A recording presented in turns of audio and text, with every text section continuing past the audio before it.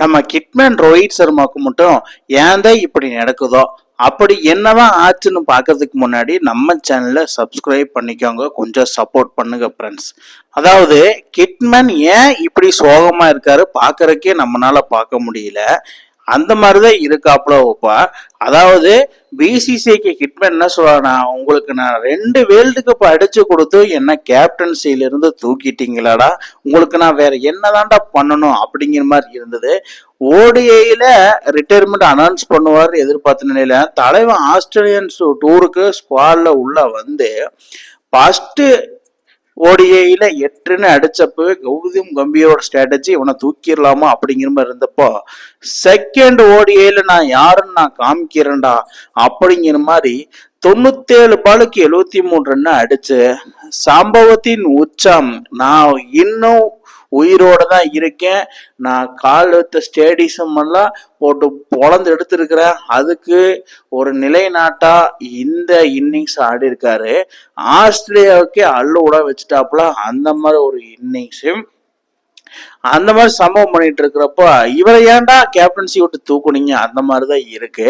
But அதுக்கப்புறம் Australia இப்பேற்பட்ட Australia கிட்டத்தட்ட 6 வேர்ல்டு கப் வச்ச டீமை தேர்ட் ஓடிஐல சேசிங்ல விராட் கோலியோட சேர்ந்து பண்ணாரு பாருங்க ஒரு சம்பவம்.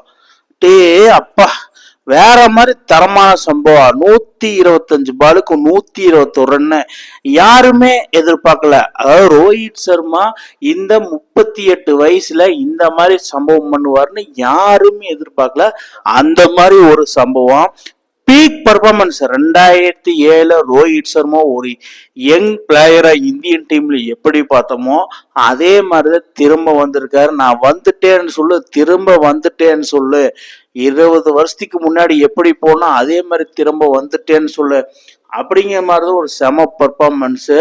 அவரோட வாழ்க்கையில ஓடிய கெரியர்ல கிட்டத்தட்ட 33வது செஞ்சுரியை போட்டிருக்காப்புல. அதுக்கப்புறம் விராட் கோலியோட அந்த தேர்டு ஓடிஐல நம்ம 2 பேரே கேம் முடிச்சுட்டு போயிடலாம், நம்ம எதுக்கு வேறவங்களை இறக்கி விட்டு அப்படின்னாதான் இவனுங்க நம்மளை 2027 வேர்ல்டு கப்பு நம்மளை எடுப்பாங்க அப்படிங்கிற மாதிரி 169 பாலுக்கு 163 ரன் அடிச்சு பார்ட்னர்ஷிப்பை நாட் அவுட்ல போயிருக்கிறாங்க.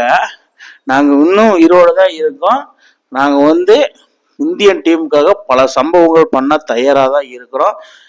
Test format T20 format retire ஆனவங்க ஓடிஐல சம்பவம் பண்ணா நாங்க காத்திருக்கிறோம்.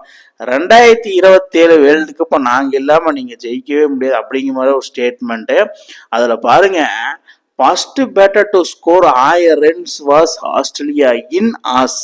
அதாவது ஆஸ்திரேலியாவோட அவங்க கண்ட்ரியில 1000 ரன் அடிச்சது நம்ம ரோஹித் சர்மா மட்டும்தான். இது வரைக்கும் யாருமே அடிச்சதில்ல, அது ஒரு வரலாற்று சாதனை. 2வது first batter to score 156 in SENA. அதாவது SENA country South Africa, England, New Zealand, Australia 156 அடிச்ச ஒரே ஒரு இந்திய வீரர்னா நம்ம ரோஹித் சர்மா தான். என்ன மாதிரி ஒரு சம்பவம் பண்ணியிருக்காருங்க சேனா கண்ட்ரியில. இதுதான் இந்தியாவுக்கு ரொம்ப அப்பேற்பட்ட பேட்ஸ்மேன் பிளேயர் லெஜெண்டரி கேப்டன்சில விட்டு தூக்குனது சரியா தவறா மக்களே நீங்களே சொல்லுங்க. ரோஹித் சர்மா இந்த மாதிரி அசுத்தமான ஃபார்முக்கு வந்ததை நீங்க எப்படி பாக்குறீங்கன்னு கீழே கமெண்ட் பாக்ஸ்ல கமெண்ட் பண்ணுங்க மக்களே. இந்த மாதிரி இன்ட்ரெஸ்டிங் கிரிக்கெட் வீடியோவை தெரிஞ்சுக்க நம்ம சேனலை சப்ஸ்கிரைப் பண்ணுங்க, லைக் அண்ட் கமெண்ட் பண்ணுங்க. மேலும் மேலும் உங்களுக்கு வீடியோ வந்துட்டே இருக்கும்.